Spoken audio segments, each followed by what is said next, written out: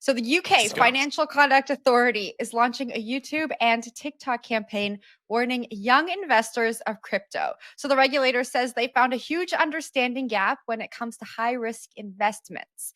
The FCA's Sarah Pritchard said the campaign is about empowering young investors, not inhibiting them. But she later said, we don't want to limit choice. We're just asking investors to pause and consider, are you prepared to lose all your money? And if the answer is yes, then fine.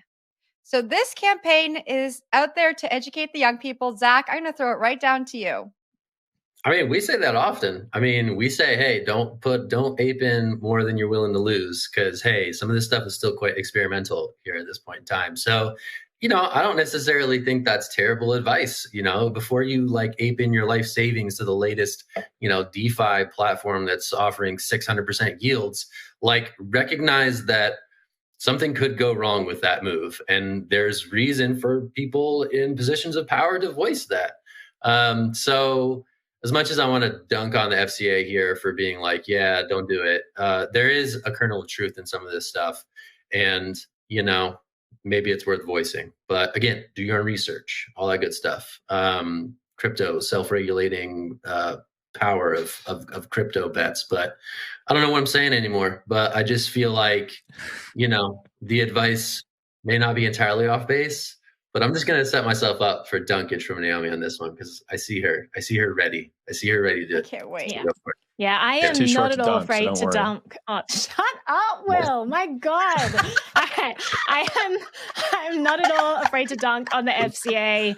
And it's not because they're not giving good advice regarding crypto. Absolutely. Do your research. Make sure you understand this stuff before you're throwing your money into it. But it's the fact that they're presenting these things as this very high risk thing, but traditional finance is, a lot safer. You could invest in index funds and that's going to be fine for your money. You could invest in government bonds and that's not a risk at all.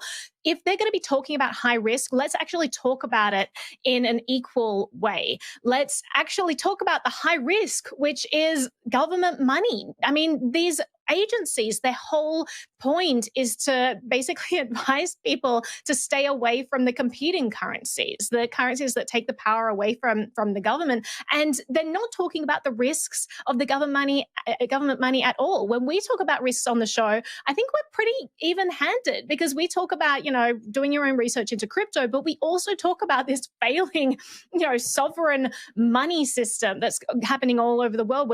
We talk about the incredible inflation rate. We talk about the ridiculous amount of money printing, the fact that the velocity of money is way down, but as soon as that starts to climb, we're all screwed, right? We talk about all of that and how it's not the high risk or really safe. It's like, no, let's understand the risks of all of it, and individuals can make their own decisions. I think that's the only way to move forward, rather than presenting, the government money as being the super safe option. Let's actually understand the risks of this government issued money. But I'm going to throw it back to you, Jen. Yeah, I was just going to say that I agree with both you, Naomi, and Zach. It feels like, and I haven't seen the ads yet, so I could be completely wrong. It just feels like there's a negative tinge in the sentiment around crypto. It feels like there's a negative skew, and we're not looking at all the facts and giving the education for people to make their own decisions. It feels a little bit like fear mongering, but I'm yet to see the ads, so we'll see. I'm not hopeful though.